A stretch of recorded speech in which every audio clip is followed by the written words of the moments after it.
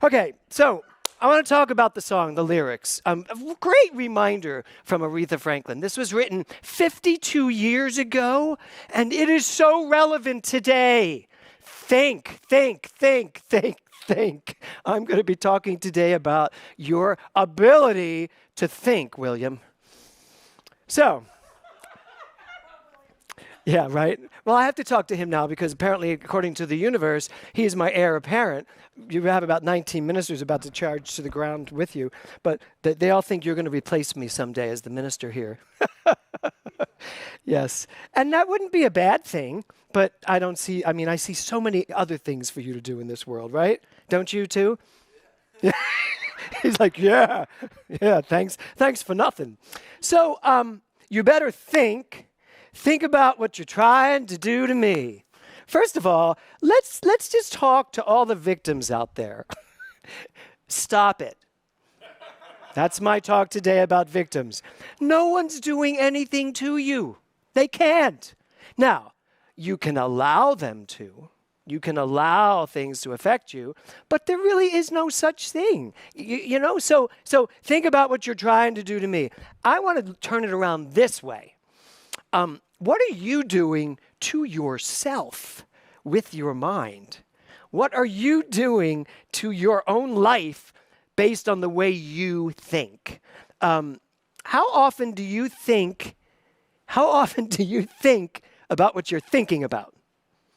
How much seriousness do you give to the way you are thinking, to the way you think about what you're thinking about?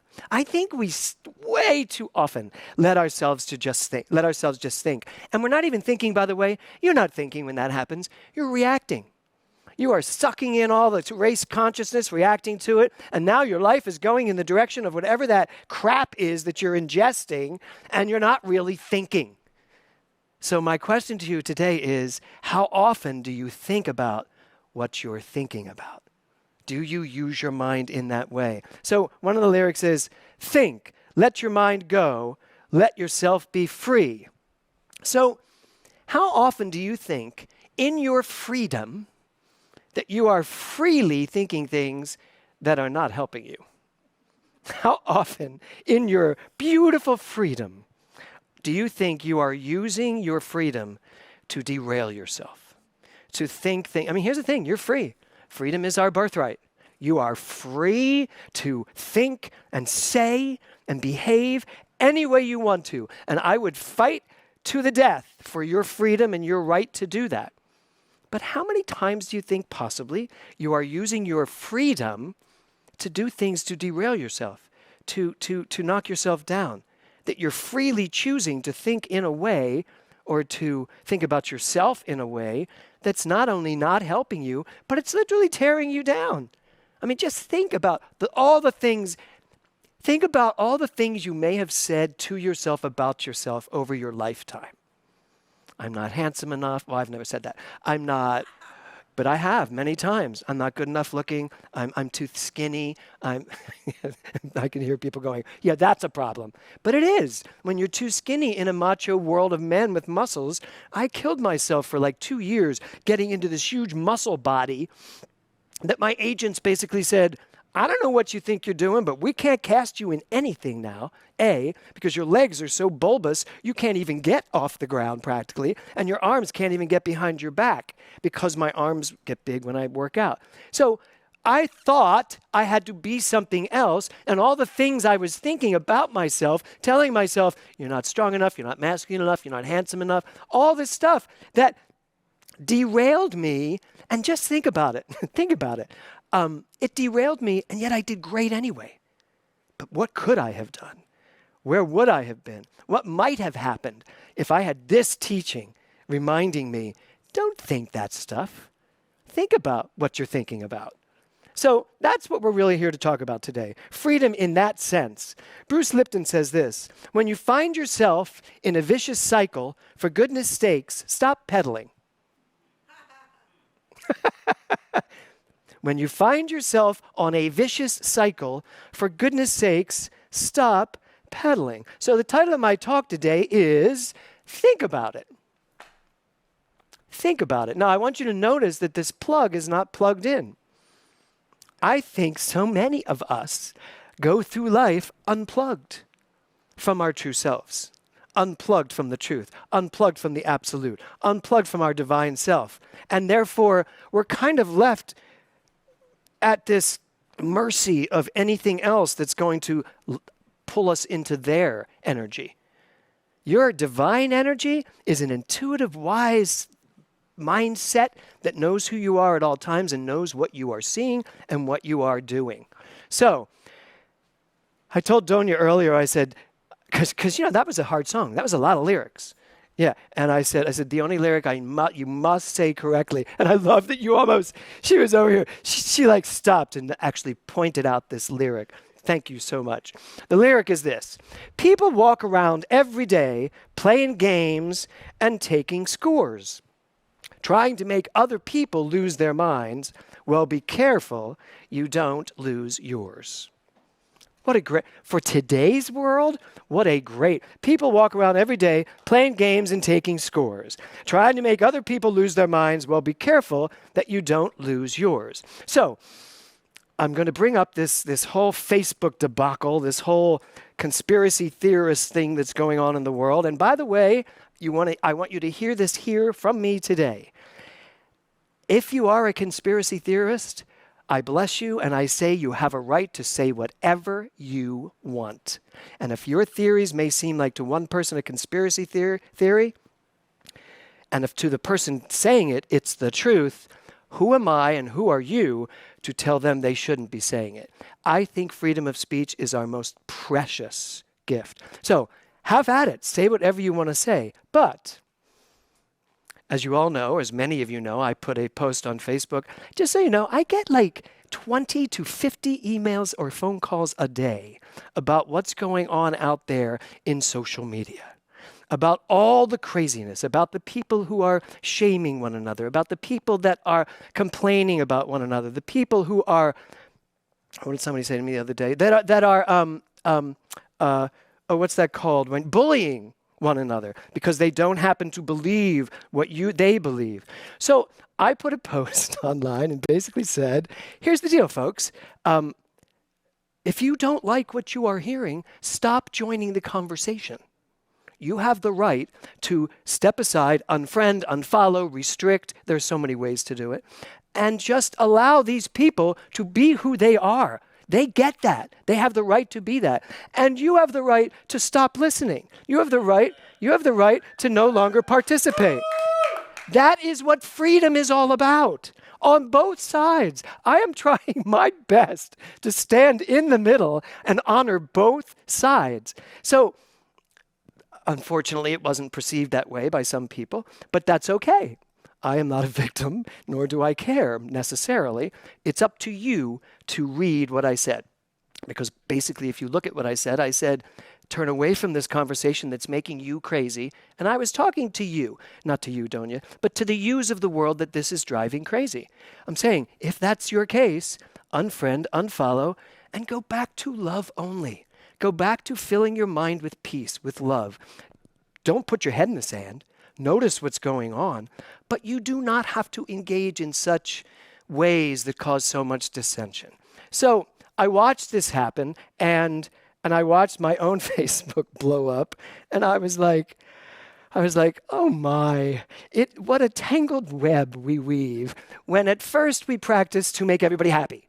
So I've decided, I'm out of that. I just wanted you all to know. Think about it. Think about what you are doing to your mind when you get involved in any type of adversarial conversation. Of course you should speak your mind. Of course you should speak your truth. Those that believe these things that many people feel are just very irresponsible conspiracies, they get to say whatever they want, and they get to believe what they want to believe. And you get to believe what you want to believe and say what you want to say. Now, there comes a moment, though, where you have to think about it. And here's the one thing I will say. I think everyone has the right to say what they want to say. But if I were in a movie theater and someone yelled fire as a joke, I would tell that person that that was not acceptable. First of all, it's illegal, but I would tell that person that's not acceptable. If I were walking with you and you were black and someone used a word to speak to you, I would speak up and say that is unacceptable. When I see untruths, things that are not truth and that are aimed at divisiveness and hurting people, I think we must speak up. But from love, we have to be willing to stay in love. So I do believe there's a loving way to tell people that is not the truth. I wish you wouldn't spread that. And then if they choose to spread it, I can stop listening. And I can help other people learn to stop listening. So that's really what today's talk about is about. Think about it. Freedom? Yes, we all have freedom. But you are just as free to stop listening as you are to keep talking. And you get to say it because right. Honey, one minister. Yes. What Kevin just said was, I get to say it because I'm the spiritual director. But, you know, it's not the easiest path these days to be a spiritual director to 300 plus people, knowing that they don't all agree. You don't all agree. And I have my own opinions, but my opinions, like your opinions, actually mean nothing except to myself. But if we stick with love only, last week during Spirit Breath, one of the questions I posed was, how would your life change if you came from love only? And it was a very profound day for me. I really gave some thought to that.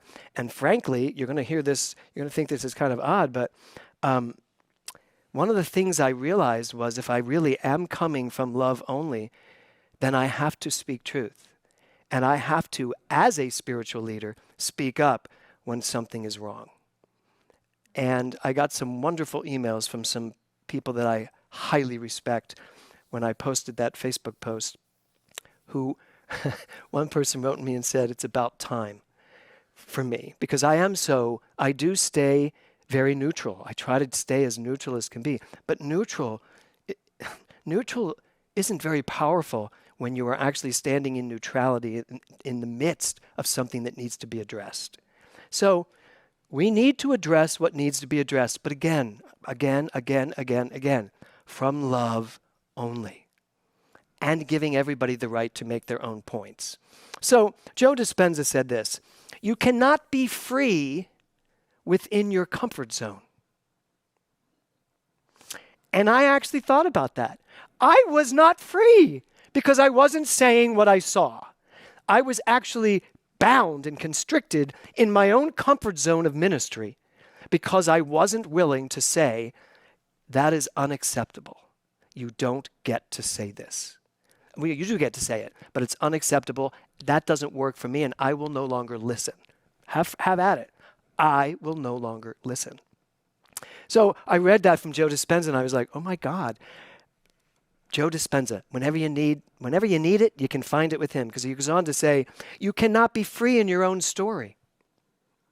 How many of you have stories that are binding you, that are keeping you bound in this sense of strict, boundedness, whatever that's called, just being very constricted in this, I think I'm free, but my story holds me back. So this is a great month for you to let go of your story. And you know what? It'll never change, but the biggest story of my life is losing my daughter. That is the biggest story of my life. That is the biggest part of my story, and I'm sure it's the biggest part of my son's and my husband's story right now. It will always be a part of my story. But losing my daughter is not the story. It's a piece of it. And if I am not willing to understand life in a bigger way, if I am not willing to put that part of my story in its spiritual perspective, I'm not free. That will bind me. That will hold me back. And I can hear Nora as clearly as day telling me this. I'm currently writing my book, The 5 Questions, which is about the 5 days in the hospital with her and the 5 questions that pulled me through it.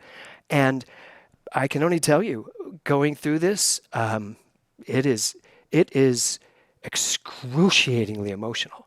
And I could say that it'd be easier for me not to go back and visit that again.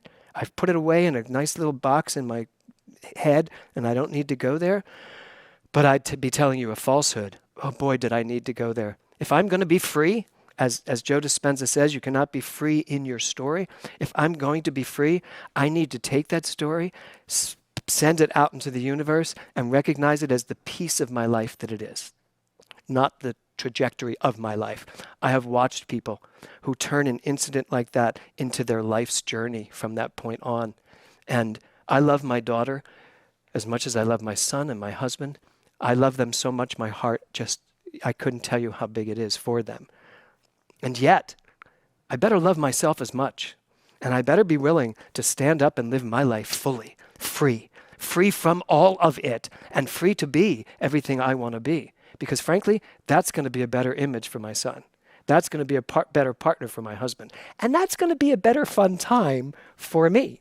So, Joe Dispenza also says, the price of freedom is uncertainty. So, what don't we know about what's going on in this world out here? So the Facebook posts that have been going on are all about this person saying this is what's going on, this person saying this is what's going on. This week, I just had to laugh. You know, there's this whole thing about testing, and somebody posted that somebody did a video on that when they're putting the thing up your nose to take a test, they're actually implanting a device to track you. And I have to tell you, I just laughed hysterically. First of all, I thought, what a great movie.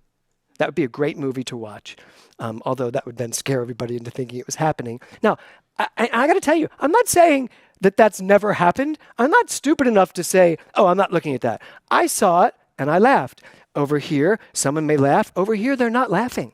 They're taking this seriously. So I honor that and I honor this. But the price of freedom is uncertainty.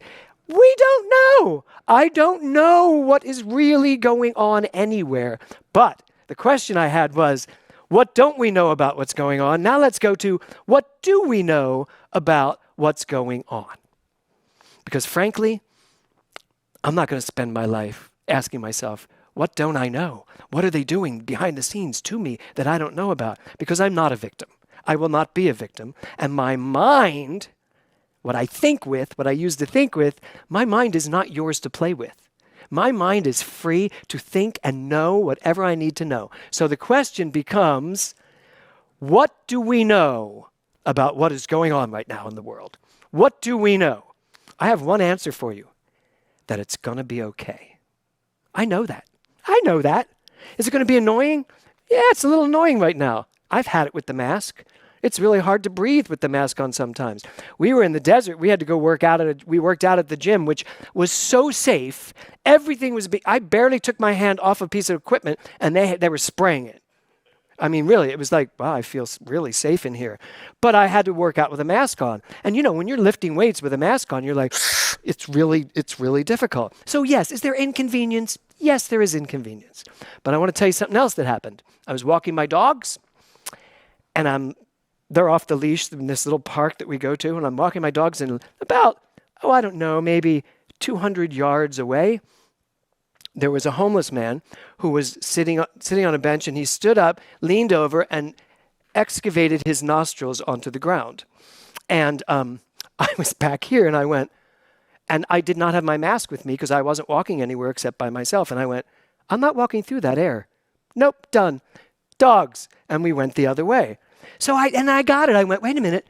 I know we're saying the masks are to protect you, but the masks are also to protect me from walking through an area. Had I not seen him, I wouldn't know I was about to walk through it. And I'm not even talking about COVID, folks. I'm talking about the cold, the flu, whatever he has going on in his body.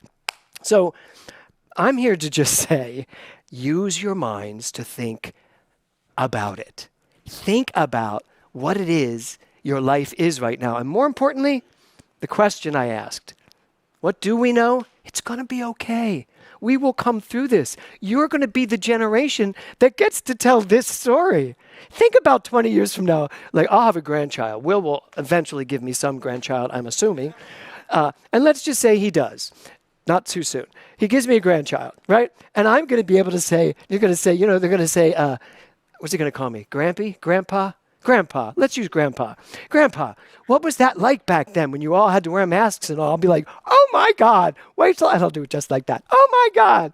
And Will be off the side going, he's gay, don't forget. And so I'm going to be telling him, Oh my God, this is what it was like. So live the story and know what there is to share about it eventually, because it's going to be like anything else, little Jimmy, assuming you're naming him after me, like anything else, little Jimmy, life will always unfold perfectly. We will get through anything, no matter what. So that's my answer to that. Ernest Holmes says this: we are bound because we are first free. I wish I could do his voice. We are bound because we are first free. The power which appears to bind us is the only power there is, and therefore the only power that can free us. Freedom is in our minds. You are free because your mind is free to think and do whatever it wants. You are bound because your mind is free to bind yourself. That's it. That's the only thing. So anything that's going wrong in your life, it's going wrong because you have used your mind freely to screw up your life. That's how it works. You have the freedom to do whatever you want with your mind. Ernest Holmes goes on to say this: the divine plan is one of freedom.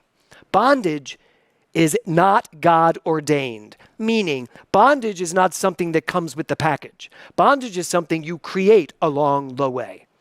Freedom is the birthright of every living soul. All instinctively feel this.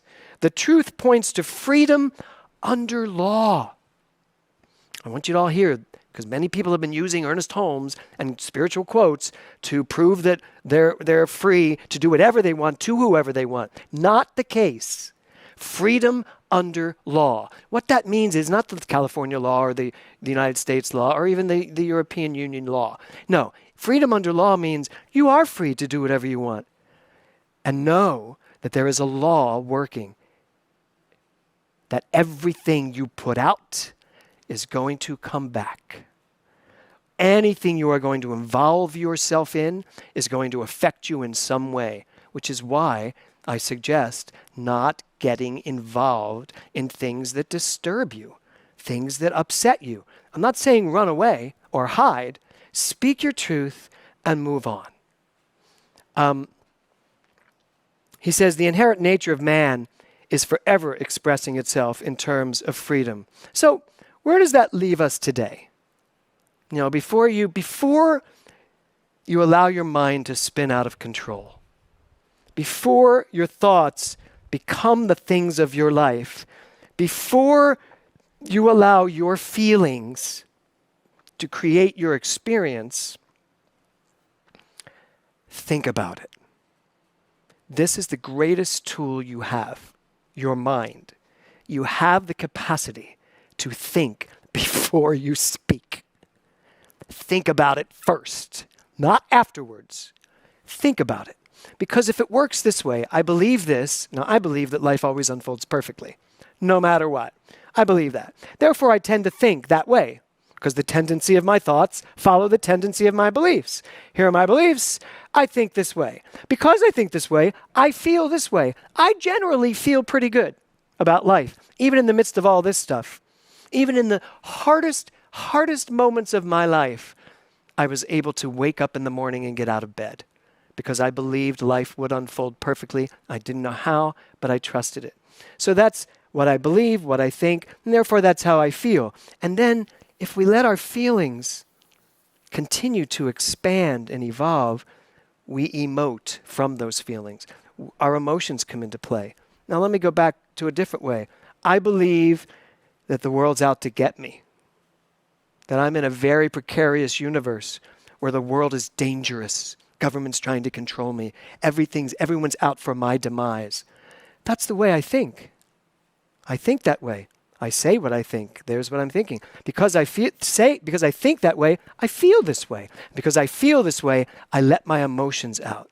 So in this spectrum, when I say, where does that leave us today? There is a spectrum of people, all with some conflicting beliefs. Some people are in the middle, going this way and that way, depending on the wind. It doesn't matter how this works. There are many, many belief systems.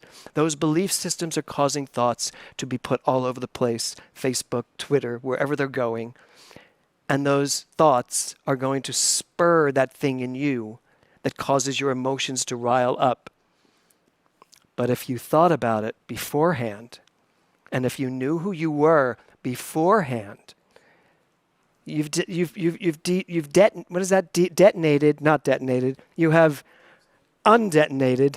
You have deactivated, de-escalated, deactivated. You've deactivated the button in you that goes all the way back to your beliefs. I'm worried. I'm fearful. I think this way. Here are my feelings. And now I'm going to have emotions because you're going to be able to push that button. So all I'm suggesting is that you do what you can do. And you know what you can do? You can think about it. You can think. And let's go way back, way back. Isn't that the lyric? Let's go back, go way back. I want to go way back to the beginning. You better think. Think about what you're trying to do to me.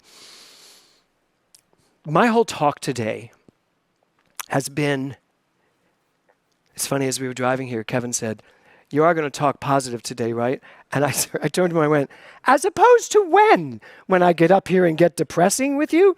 But it is a constant walk on that tightrope of staying aligned to the truth. So if the lyric is, you better think about what you're trying to do to me, I'm just going to ask you, what do you want? I mean, what do you want your life to look like? If you want your life to be peaceful, loving, creative, successful, if you want every aspect of your four corners to expand and grow, then don't get into conversations with their opposites. Don't put your mind on those things that are not going to benefit you. Stick with you. Take care of you. And before you speak, think about it.